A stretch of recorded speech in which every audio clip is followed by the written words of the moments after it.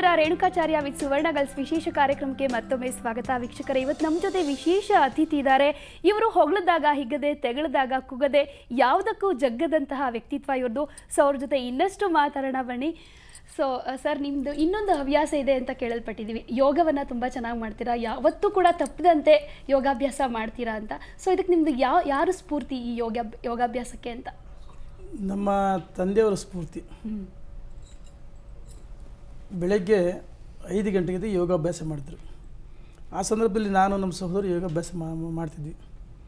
ನಂತರ ಓದುವ ದಿವಸಗಳಲ್ಲಿ ಯೋಗಾಭ್ಯಾಸ ಆ ಸಂದರ್ಭದಲ್ಲಿ ಸಂಪೂರ್ಣವಾಗಿ ತೊಡಗಿಸ್ಕೊಳ್ಳೋಕ್ಕಾಗಿಲ್ಲ. ಈ ವ್ಯಾಪಾರ ನಂತರ ಓದುವ ದಿವಸಗಳ ಮುಗಿಸಿ ವ್ಯಾಪಾರ ಕ್ಷೇತ್ರದಲ್ಲಿ ಕಾಲಿಟ್ವಿ.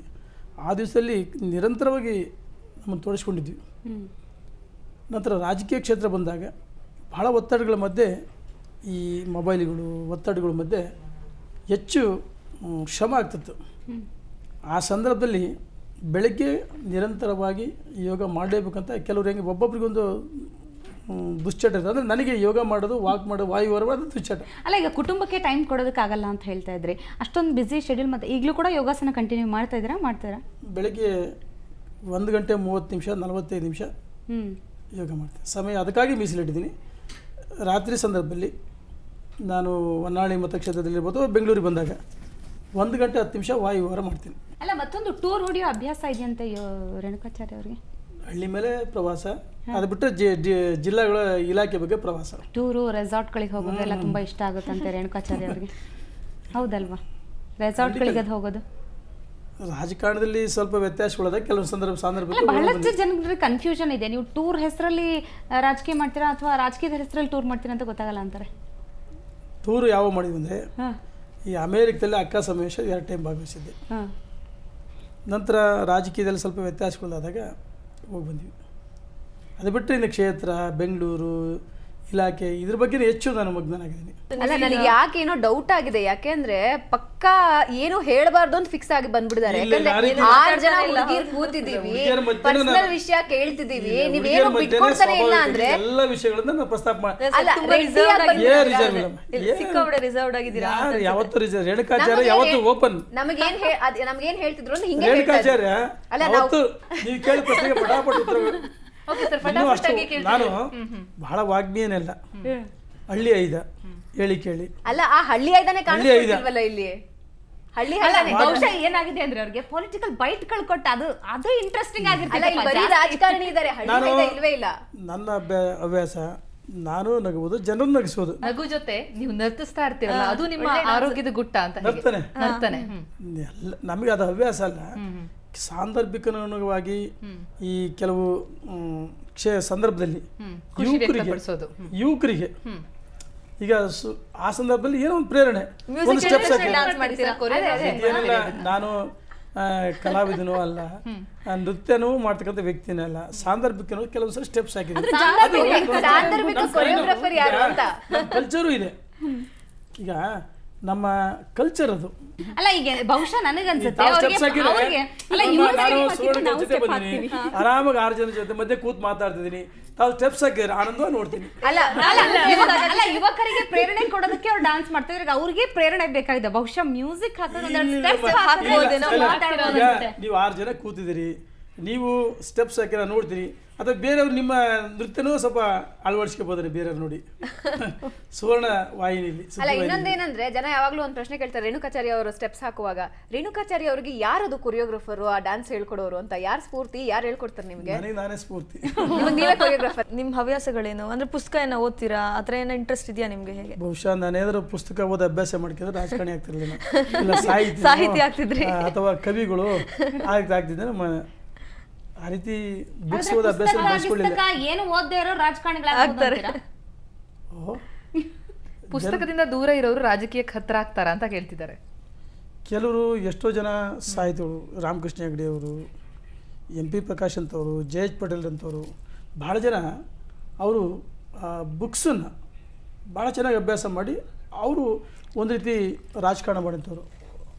ಆದರೆ ಇವತ್ತು ಭಾಳ ಜನ ಈ ಸ್ಟಡೀಸ್ಗೆ ಭಾಳ ಕಡಿಮೆ. ನಮಗೆ ಯಡಿಯೂರಪ್ಪನವ್ರು ಬೈತಿರ್ತಾರೆ, ನೀವು ಚೆನ್ನಾಗಿ ಸದನದಲ್ಲಿ ಕೂರಬೇಕು, ಅಭ್ಯಾಸ ಮಾಡಬೇಕು, ಚೆನ್ನಾಗಿ ಮಾತಾಡಬೇಕು, ಬುಕ್ಸ್ ವಿದ್ಯಾಭ್ಯಾಸ ಮಾಡಬೇಕಂದ್ರೆ ಆ ರೀತಿ ಅಳವಡಿಸ್ಕೊಳ್ಳಿಲ್ಲ ನಾವು ಅಷ್ಟೇ. ವಿದ್ಯಾಭ್ಯಾಸ ಮೊಟಕುಗೊಳಿಸಿದ್ವಿ. ನಮ್ಮ ಪ್ರವೇಶಗಳೇ ಬೇರೆ ಬೇರೆ ರಾಜಕೀಯ ಮತ್ತು ವ್ಯಾಪಾರದಲ್ಲಿ ತೊಡಗಿಸ್ಕೊಂಡ್ವಿ. ಹೆಚ್ಚು ಅದರಲ್ಲಿ ನಮ್ಮ ಏಕಾಗ್ರತೆ, ಓದೋಲ್ಲಿ ಏಕಾಗ್ರತೆ ನಮಗೆ ಅಷ್ಟು ಬರಲಿಲ್ಲ. ಒಂದೊಂದು ಕನ್ಫರ್ಮ್ ಆಯ್ತು ಏನಂದ್ರೆ ಈ ಪ್ರೋಗ್ರಾಮ್ ಬರೋಕ್ ಮುಂಚೆ ಹೇಳಿ ಕಳಿಸ್ಬಿಡಿದ್ದಾರೆ, ಏನೇ ಕೇಳಿದ್ರು ಹೇಳ್ಬೇಡಿ ಅಂತ. ಐ ಥಿಂಕ್ ನಿಮ್ಮ ಗೆಳೆಯರೆಲ್ಲ ಸೇರ್ಕೊಂಡು ಹೇಳಿ ಕಳಿಸ್ಬಿಡಿದ್ದಾರೆ ಅನ್ಸುತ್ತೆ. ನಾನು ನೀವ್ ಯಾರ ಪಕ್ಕಾ ರಾಜಕಾರಣಿ ತರನೇ ಕಾಣ್ಬೇಕಪ್ಪ ಅಂತ. ನೋಡಮ್ಮ, ನಾನು ಸುವರ್ಣ ಸುದ್ದಿವಾಹಿನಿ ಹೋಗ್ತಿದ್ದು ಯಾರಿಗೂ ಹೇಳಿಲ್ಲ, ನೇರವಾಗಿ ಇಲ್ಲಿ ಬಂದಿದ್ದೀನಿ. ಓಕೆ, ನಿಮ್ಮ ಹವ್ಯಾಸಗಳ ಬಗ್ಗೆ ಮಾತಾಡ್ತಾ ಇದ್ವಿ. ಸೊ ನಿಮ್ಮ ಹವ್ಯಾಸಕ್ಕೆ ಒಂದು ಸೂಟ್ ಆಗೋವಂಥ ಒಂದು ಗಿಫ್ಟ್ ಇದೆ ನೋಡಿ. Thank you. ಏನಿರ್ಬೋದು ಹೇಳಿ.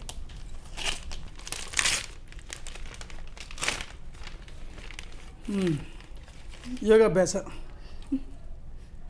ಸರ್ ಹೇಳ್ತಾ ಇದ್ರಿ ನಿಮ್ಮ ತಂದೆ ನಿಮ್ಮ ಯೋಗ ಗುರು ಅಂತ. ಸೊ ನಿಮ್ಮ ಮಗಂಗೆ ನೀವೇನಾದರೂ ಯೋಗ ಗುರು ಆಗೋಕ್ಕೆ ಟ್ರೈ ಮಾಡಿದ್ದೀರಾ, ಹೇಗೆ? ನನ್ನ ಮಗ, ನನ್ನ ಮಗಳು, ನನ್ನ ಕುಟುಂಬ ವರ್ಗ ಅಥವಾ ನಮ್ಮ ಸಹೋದರರು ಸಮಯ ಸಿಕ್ಕಾಗ ಯೋಗಾಭ್ಯಾಸ ಮಾಡ್ತಾರೆ. ಈಗ ಬೆಳಗ್ಗಿಂದ ಮಗಳು ವಿದ್ಯಾಭ್ಯಾಸ ಮಾಡೋಲ್ಲ, ಅದರಲ್ಲೇ LKG UKG ಬಂದಾದಮೇಲೆ ಆವಾಗಿದ್ದ ನಾವೆಲ್ಲ ಬಾಲಕರಾಗಿದ್ದಾಗ ಎಲ್ಲೋ ಪಾಟಿ ಪೆನ್ಸಿಲ್ಲು ಇವೆಲ್ಲ ಬರ್ತಿದ್ವು. ಈಗೆಲ್ಲ ಹುಡ್ದಾಗಲೇ ಮಕ್ಕಳು ಎಕ್ಸಸೈಸ್ ಬೇಕಪ್ಪ ಅಂತಾರೆ, ಅಥವಾ ಪೆನ್ ಬೇಕಂದ್ರೆ ಮೊದಲು ಪೆನ್ಗಳೇ ನೋಡೋಕೆ ಕಷ್ಟ ಇದ್ದವು. 5ನೇ ತರಗತಿ 7ನೇ ತರಗತಿ ಮೇಲೆ ಪೆನ್ ಅಂತಿದ್ವಿ. ಅವಾಗೆಲ್ಲ ಪಾಟಿ ಪೆನ್ಸಿಲ್. ನಮ್ಮ ಪೂರ್ವಜರೆಲ್ಲ ಆ ಕಲ್ಚರೇ ಬೇರೆ. ಇವತ್ತಿನ ಶಿಕ್ಷಣದ ಭಾಳ ಈಗೆಲ್ಲ ಹುಡ್ತಲ್ಲ ಲ್ಯಾಪ್ಟಾಪು, ಕಂಪ್ಯೂಟ್ರು, ಐಪಾಡ್ ಬೇಕು, ಅದು ಬೇಕು, ಆ ರೀತಿ ಒಂದು ಬಂದುಬಿಟ್ಟಿದೆ. ಸೊ ಇಷ್ಟ ಆಯ್ತಾ ಗಿಫ್ಟ್ ನಿಮಗೆ ಅದು? ನಾನು ಯೋಗದ ಬಗ್ಗೆ ಭಾಳ ಆಸಕ್ತಿ. ನನಗೆ ಎಷ್ಟೇ ಒತ್ತಡಗಳಿದ್ದರು, ಬಹುಶಃ ನಾನು ಇವತ್ತು ರಾಜಕಾರಣದಲ್ಲಿ ಭಾಳ ಒತ್ತಡಗಳ ಮಧ್ಯೆ ಇರ್ತೀವಿ, ಯೋಗಾಭ್ಯಾಸ ಮಾಡಿದ್ರೆ ನನಗೆ ಎಲ್ಲೋ ಒಂದು ಕಡೆ ಮನಸ್ಸಿಗೆ ನೆಮ್ಮದಿ, ಶಾಂತಿ ಸಿಗುತ್ತೆ. ಓಕೆ, ಇವಾಗ ನಾವು ನೋಡಬಹುದು ಶಿಲ್ಪಾ ಶೆಟ್ಟಿ ಅವರೆಲ್ಲ ಯೋಗನ ತುಂಬಾ ಪ್ರಮೋಟ್ ಮಾಡ್ತಿದ್ದಾರೆ. ಸೊ ಶಿಲ್ಪಾ ಶೆಟ್ಟಿ ಆಕ್ಟಿಂಗ್ ಆಗಲಿ ಇವಾಗ ಯೋಗ ಪ್ರಮೋಟ್ ಮಾಡ್ತಿದ್ದಾರೆ. ಸೊ ಶಿಲ್ಪಾ ಶೆಟ್ಟಿ ಬಗ್ಗೆ ಏನು ಅನ್ಸುತ್ತೆ? ನೋಡಿದ್ದೀರಾ ಹೆಚ್ಚು ಮೂವೀಸ್ ಯಾವ್ದಾದ್ರು? ನೋಡಲಿಲ್ಲ. ಕನ್ನಡದಲ್ಲೂ ತುಂಬಾ ಮೂವೀಸ್ ಮಾಡಿದ್ದಾರೆ. ನೀವು ಯೋಗದ್ದೇನಾದ್ರು CD ಮಾಡೋ ಆಲೋಚನೆ ಇದೆಯಾ? ನನಗೆ ನನ್ನ ಆರೋಗ್ಯದ ಬಗ್ಗೆ ಹೆಚ್ಚು ಗಮನ, ಜೊತೆಗೆ ಬೇರೆಯವ್ರಿಗೂ ಆರೋಗ್ಯದ ಬಗ್ಗೆ ಯಾವ ರೀತಿ ಏಕಾಗ್ರತೆ ಬರುತ್ತೆ. ನಾನು ಎಲ್ಲ ಸಭೆ ಸಮಾರಂಭ ಹೇಳ್ತೀನಿ, ಈ ದುಶ್ಚಟಗಳಿಂದ ದೂರ ಇದ್ದ. ನಾನೇ 2-3 ಬಾರಿ ಹೇಳಿದೆ. ಇವತ್ತು ಒಂದು ಕಾಲದಲ್ಲಿ ನಮ್ಮ ಪೂರ್ವಜರು ಶ್ರಮಜೀವಿಗಳಾಗಿರ್ತಿದ್ರು, ಹೊಲಗದ್ದೆಗಳು ಕೆಲಸ ಮಾಡ್ತಿದ್ರು. ಮಹಿಳೆಯರು ಮನೆಯಲ್ಲಿ 4 ಗಂಟೆಗೆ ಎದ್ದು ಈ ಏನು ದನಕರುಗಳಿದ್ದರೆ ಅದು ಕೆಲಸ ಮಾಡಿ ಹೊಲಗಳಿಗೆ ಬುತ್ತಿ ತಗೊಂಡು ಹೋಗ್ತಿದ್ರು ಮಹಿಳೆಯರು. ಇವತ್ತು ಇಲ್ಲೇ ಪರಿಸ್ಥಿತಿ, ಎಲ್ಲ ಮಿಕ್ಸಿ, ಗ್ರೈಂಡರು, ವಾಷಿಂಗ್ ಮಿಷಿನ್ಗಳು ಬಂದು ಮಹಿಳೆಯರು ಕೆಲಸ ಮಾಡ್ತಾಯಿಲ್ಲ. ಪುರುಷರು ಈ ಮೊದಲು 8 ಎತ್ತುಗಳು ಆ ನೇಗಿಲು ಉಳ್ತಿದ್ರು. ಈಗೆಲ್ಲ ಟ್ರ್ಯಾಕ್ಟ್ರು, ಆಧುನಿಕ ಯಂತ್ರಗಳು ಬಂದು ಎಲ್ಲರೂ ಸೋಂಬೇರಿಯಾಗಿ ಬೆಳಗ್ಗೆ ಎದ್ದರೆ ಬಹುಶಃ 70-80 kg 100 kg ಆಗಿರ್ತಾರೆ. ಅವ್ರು ಓಡೋದು ಕಷ್ಟ ಆಗಿರುತ್ತೆ. ಏನು ನಾವು ದೇಹ ಜಾಸ್ತಿ ಭಾರ ಆಗ್ಬಿಡ್ತಾರೆ ಅಂತ ಬೆಳಗ್ಗೆದ್ದು ಭಾಳ ಕಷ್ಟಪಟ್ಟು ಓಡ್ತಿರ್ತಾರೆ. ಆದರೆ ನಾವು ಆರೋಗ್ಯವಾಗಿರಬೇಕು, ಜೊತೆಗೆ ಆರೋಗ್ಯವಂತ ಸಮಾಜವನ್ನು ಮಾಡೋ ನಿರ್ಮಾಣ ನೋಡೋಕ್ಕೆ ನಾವು ಪ್ರಯತ್ನ ಮಾಡಬೇಕು. ಓಕೆ ವೀಕ್ಷಕರೇ, ನೋಡಿದ್ರಲ್ವಾ ರೇಣುಕಾಚಾರ್ಯ ಅವರು ಯೋಗಾಭ್ಯಾಸವನ್ನು ಎಷ್ಟು ಚೆನ್ನಾಗಿ ಅಚ್ಚುಕಟ್ಟಾಗಿ ಪಾಲಿಸ್ತಾ ಬಂದಿದ್ದಾರೆ ಅಂತ. ರಾಜಕೀಯದಲ್ಲಿ ಎಷ್ಟೇ ಬ್ಯುಸಿ ಇದ್ರೂ ಕೂಡ ಅವರು ಯೋಗಾಭ್ಯಾಸವನ್ನು ಮಾಡೋದನ್ನು ತಪ್ಪೋದಿಲ್ಲ ಅಂತ ಹೇಳಿದರು. ಸೊ ಇನ್ನಷ್ಟು ವೈಯಕ್ತಿಕ ವಿಚಾರಗಳ ಬಗ್ಗೆ ಬಾಯ್ ಬಿಡಿಸೋದು ಬಾಕಿ ಇದೆ. ಚಿಕ್ಕ ಬ್ರೇಕ್ ನಂತರ